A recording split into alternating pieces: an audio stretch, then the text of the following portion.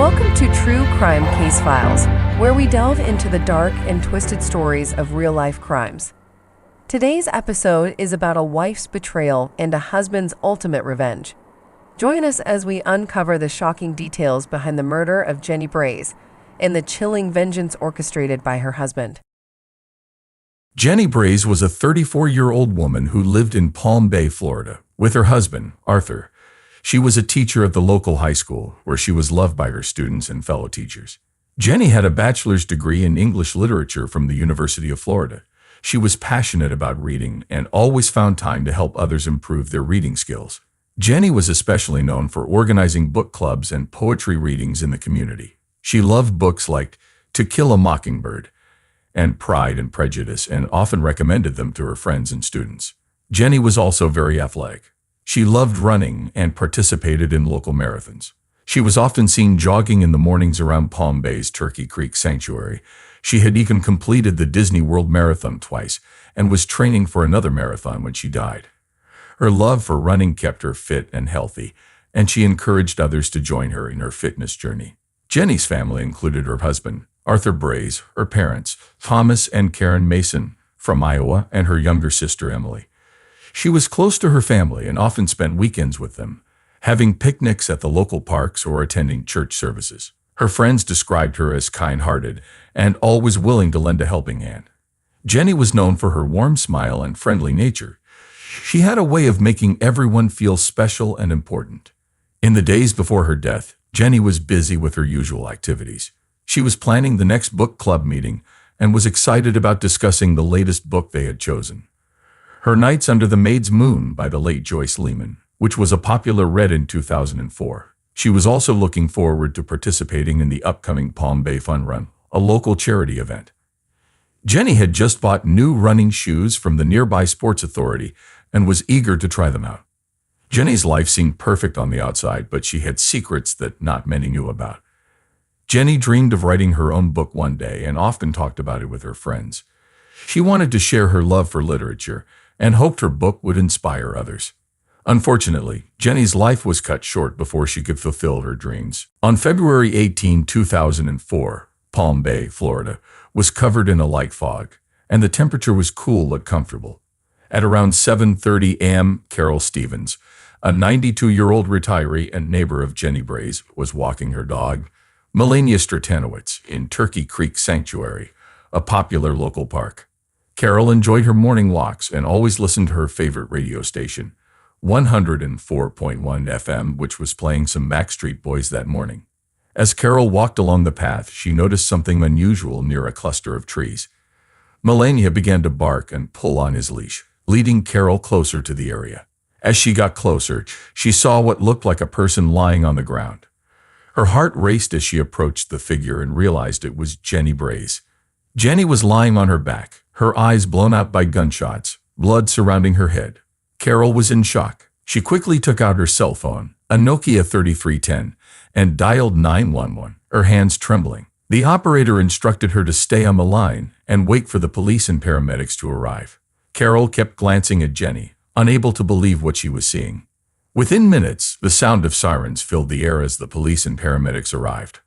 Officers quickly secured the area, and paramedics confirmed that Jenny was dead. They noticed 2 gunshot wounds, one in each eye, and a message written in blood beside her, "I am a cheater." The scene was both shocking and heartbreaking. As the police worked, news of the murder quickly spread through the neighborhood. Local TV stations like WES2 News and WKNG News 6 began covering the story, and reporters gathered near the park, eager for any information they could get. The discovery of Jenny Braze's body shocked the quiet community of Palm Bay. People who knew Jenny were devastated, unable to comprehend how such a kind and beloved person could meet such a violent end. The police vowed to bring her killer to justice, but the journey to uncover the truth was just beginning. The Palm Bay police arrived swiftly at the scene where Jenny Braze's body was found. It was a foggy morning on February 18, 2004, and the atmosphere was tense. Detectives Carol Harrison and Brielle Honley led the investigation. Detective Harrison, a tall man with graying hair, was known for his sharp attention to detail and calm demeanor. Detective Honley, a younger officer with a knack for empathy, was determined and methodical. The crime scene was disturbing. Jenny's body lay on the damp ground of Turkey Creek Sanctuary, a local park. Blood surrounded her head, and the chilling message, "I am a cheater," was written in her blood next to her. She had been shot twice, once in each eye at such a close range her eye sockets were blown out, making the scene even more horrifying. As the detectives began their work, the park was quickly cordoned off with yellow police tape. Forensic experts arrived with their equipment, setting up tents and floodlights to illuminate the area. They carefully photographed the scene, ensuring they captured every detail. They collected bullet casings and took samples of the blood message for analysis. The detectives looked for any other clues around the body. They noticed the ground was slightly disturbed, suggesting a struggle.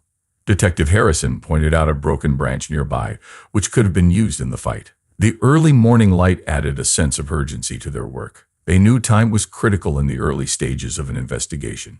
The detectives used luminol to check for any blood that might have been cleaned up. They also used metal detectors to search for any hidden evidence. As they worked, they interviewed nearby residents and park visitors who might have seen or heard anything unusual.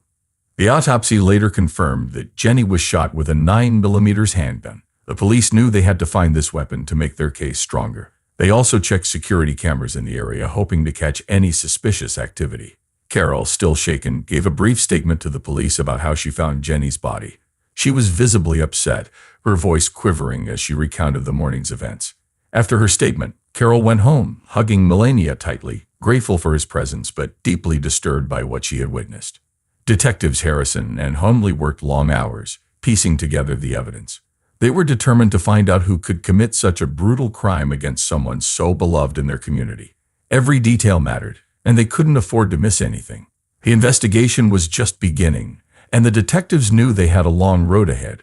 The community of Palm Bay held its breath, waiting for answers and hoping for justice for Jenny Braze. Arthur Braze, Jenny's husband, was the first suspect the police investigated. Arthur was 36 years old and worked at a local pet supply store. He was known to be methodical and logical, with a passion for solving complex problems. His interest in amateur pharmacology, a hobby where he experimented with different chemicals, made the police suspicious. Detectives Carol Harrison and Brielle Homley brought Arthur in for questioning on the evening of February 19, 2004. The interrogation room was quiet and dimly lit, adding to the tension. Arthur appeared calm, but was visibly tired and stressed. He claimed he had been working late on the night of the murder, trying to complete an inventory of the store. Arthur described his marriage to Jenny as generally happy, but admitted they had their struggles. He said he had no idea who could have wanted to harm her. When the detectives asked about Jenny's affairs, Arthur's calm demeanor shifted. He seemed shocked and hurt, insisting he did not know anything about her extramarital relationships. Detectives pressed Arthur on his whereabouts during the critical hours of the murder. Arthur provided an alibi, stating he was at work until 10 p.m. and then went straight home. However, there were no witnesses to confirm his story. His colleagues had left earlier, and there were no security cameras at the store to verify his claims.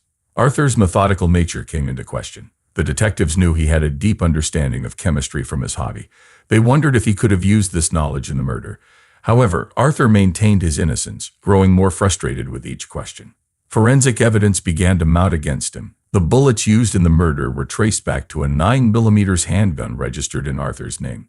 When asked about the gun, Arthur said it had been stolen from his home months before, but he had not reported it missing. This admission only increased the detective's suspicions. Throughout the interrogation, Arthur's responses were a mix of calm explanations and visible frustration. He repeatedly denied any involvement in Jenny's murder, but the detectives felt there was more to the story. They knew they needed more evidence to either confirm his guilt or clear his name. As the investigation continued, Arthur remained a prime suspect. The community of Palm Bay watched closely, waiting to see if the quiet, logical husband could really be behind such a brutal crime. The detectives were determined to uncover the truth, knowing that every detail could bring them closer to solving the case. Judy Ann Wharton, Jenny Braze's close friend, was the second suspect the police investigated. Judy Ann, 32, was a metaphysical surgeon and spiritual healer from Los Angeles, something her deeply conservative community found deeply suspicious. She was known for her vibrant and outgoing personality. Always the life of the party, Judy Ann often brought homemade health drinks and snacks to Jenny's home. She believed in holistic living and frequently talked about the benefits of natural remedies. On February 20, 2004, detectives Carol Harrison and Brielle Honley called Judy Ann in for questioning. She arrived dressed in bright, flowing clothes, with a calm and serene demeanor. The detectives asked her about her relationship with Jenny, and Judy Ann admitted they were very close friends. She also confessed that they had a sexual relationship but insisted it was consensual and loving. Judy Ann's alibi for the night of the murder was that she was hosting a spiritual healing session at her home, attended by several people. She provided the names of the attendees, who later confirmed her story. However, the detectives were still suspicious due to her close relationship with Jenny and access to her home. When questioned about the murder, Judy Ann seemed genuinely shocked and saddened. She described Jenny as a kind and loving person who would never hurt anyone. The detectives asked if she knew about Jenny's other relationships, including the one with David Clark. Judy Ann said she was aware of them and did not feel threatened by them, as her beliefs embraced love in many forms. Despite her calm exterior, Judy Ann's responses raised some eyebrows. She claimed to have spiritual sexual relationships with various celebrities such as Tom Cruise and Oprah, along with historical figures like Jane Austen and Jane Eyre. In fact, she claimed to have had sex with every Jane who had ever lived, which made her seem less credible. The detectives found it hard to take her completely seriously, but continued to probe for any possible motive. The detectives also considered Judy Ann's knowledge of natural substances. They wondered if she could have used her expertise to commit the crime in a unique way. However, the method of murder, a 9mm handgun, did not fit her usual practices. There were no signs of her involvement in acquiring or using a firearm. Judy Ann's calm and cooperative demeanor during the interrogation contrasted with the brutal nature of the crime. She maintained her innocence throughout, expressing deep sorrow for the loss of her friend. The detectives noted her emotional responses but knew they needed more concrete evidence to rule her out as a suspect. On February 22, 2004, Palm Bay police received a significant breakthrough in the case. It was a sunny, warm afternoon when a local retiree, 98-year-old Maria Mae Cleaton, was cleaning out her garage. While sorting through some old boxes, she stumbled upon a VHS tape without a label. Curious, she decided to play it in her VCR, a Panasonic model she had owned for years. To her shock, the tape contained a homemade adult movie featuring Jenny Braze and David Clark, the local high school principal. Horrified by what she saw and on the verge of having a heart attack, Maria Mae immediately called the police and handed over the tape. Detectives Carol Harrison and Brielle Honley viewed the tape and were stunned by its contents. The video not only confirmed an affair between Jenny and David Clark, but also suggested a potential motive. The detectives noted the sexually explicit nature of the footage and the fact that it might have been filmed secretly. The discovery of the VHS tape added a new layer to the investigation. The police speculated that the tape could be a motive for murder, either to silence Jenny or to prevent the tape from being exposed. Detective Harrison believed the tape might be the key to solving the case. The police continued to investigate the origin of the VHS tape. They discovered that the tape had been recorded on an old camcorder, a Sony Handycam model. They traced the serial number to a store in Palm Bay, where it was purchased 2 years earlier. The store's records showed it was bought with a credit card belonging to Judy Ann Morton. This new evidence shifted the focus back to Judy Ann. The detectives brought her in for further questioning. Judy Ann maintained her innocence and denied any knowledge of the tape. She suggested that someone might be trying to frame her. The discovery of the VHS tape raised more questions than answers, but it was a crucial piece of evidence. The police knew they had to dig deeper to uncover the truth and bring justice for Jenny Braze. David Clark, the local high school principal, became a key suspect after the discovery of the VHS tape. David, 65 years old, was known for his strict, no-nonsense approach to administration. He had a reputation for being authoritative, often making controversial decisions, like banning books such as Anne of Green Gables and Little House on the Prairie for their perceived erotic content. On February 23, 2004, detectives Carol Harrison and Brielle Honley brought David in for further questioning. The police station was buzzing with activity, and David seemed visibly nervous as he sat in the interrogation room. The detectives presented the sexually explicit VHS tape as evidence, and David's reaction was one of extreme shock and shame. David admitted to the affair with Jenny, but insisted that it was consensual and that he had no part in her murder. He confessed that their relationship had been ongoing for about a year and that they had met in secret to avoid scandal. He explained that the tape was part of a collection of homemade adult movie they had filmed with Judy Ann, acting as director and camera woman, a situation not uncommon in a state where 1 out of every 8 adults have performed in an adult movie. The detectives dug deeper, questioning David about his whereabouts on the night of the murder.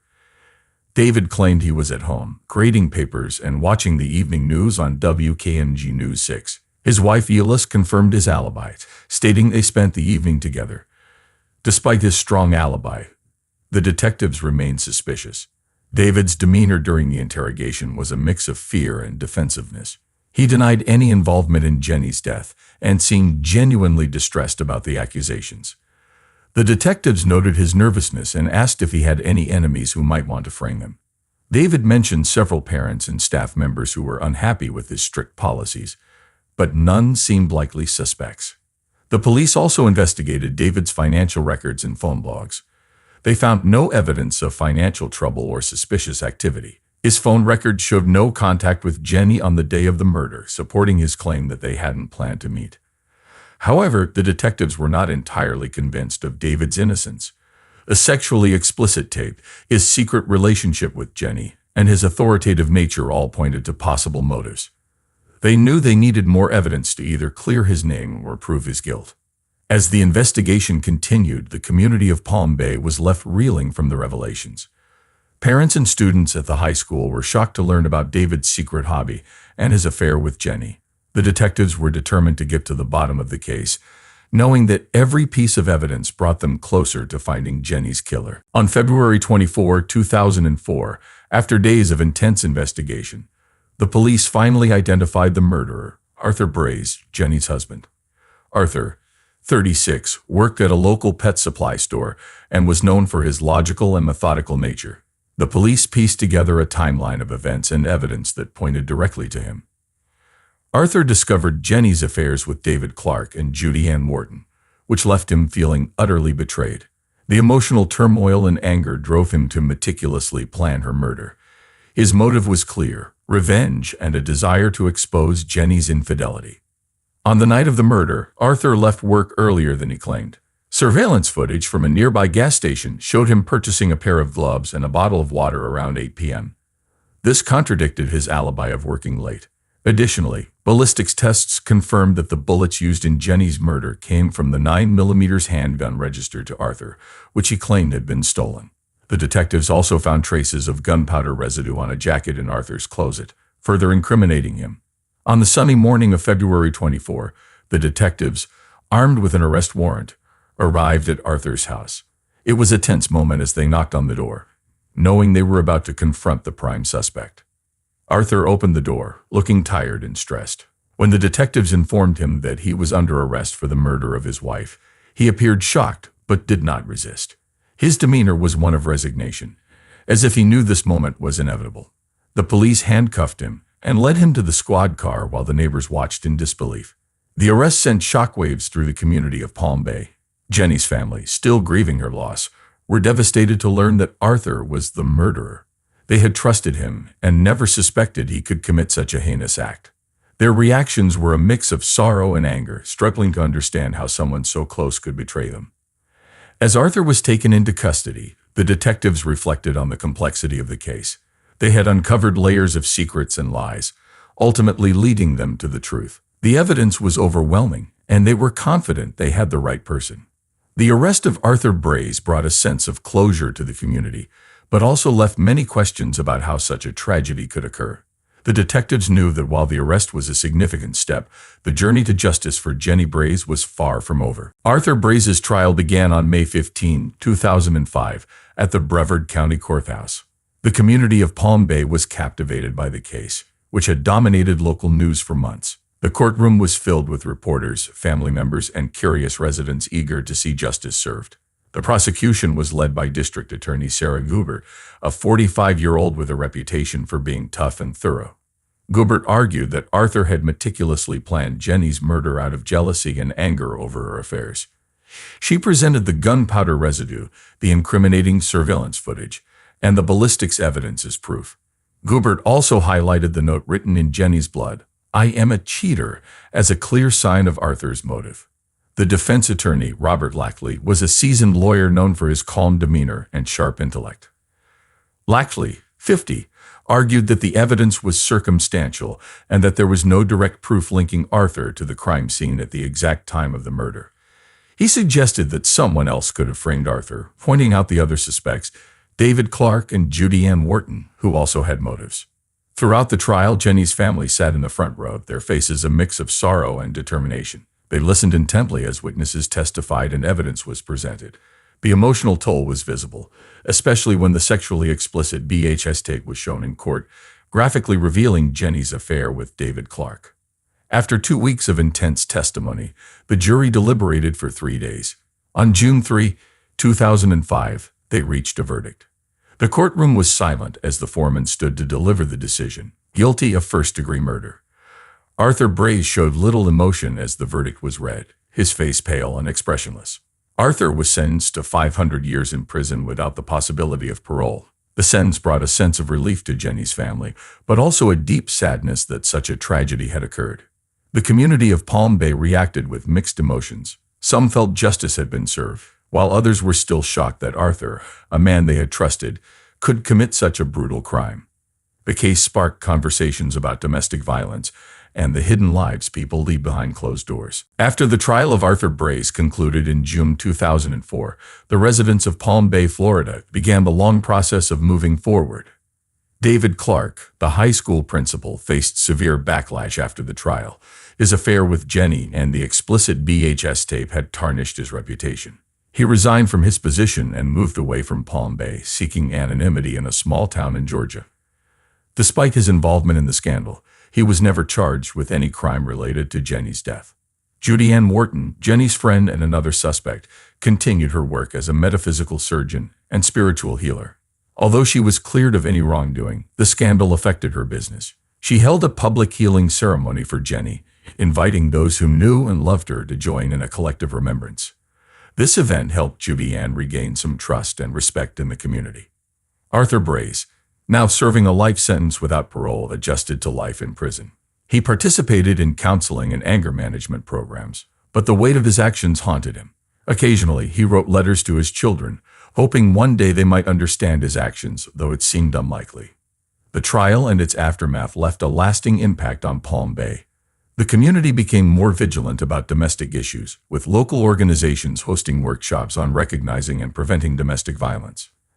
Jenny's story served as a sobering reminder of the importance of open communication and support in relationships.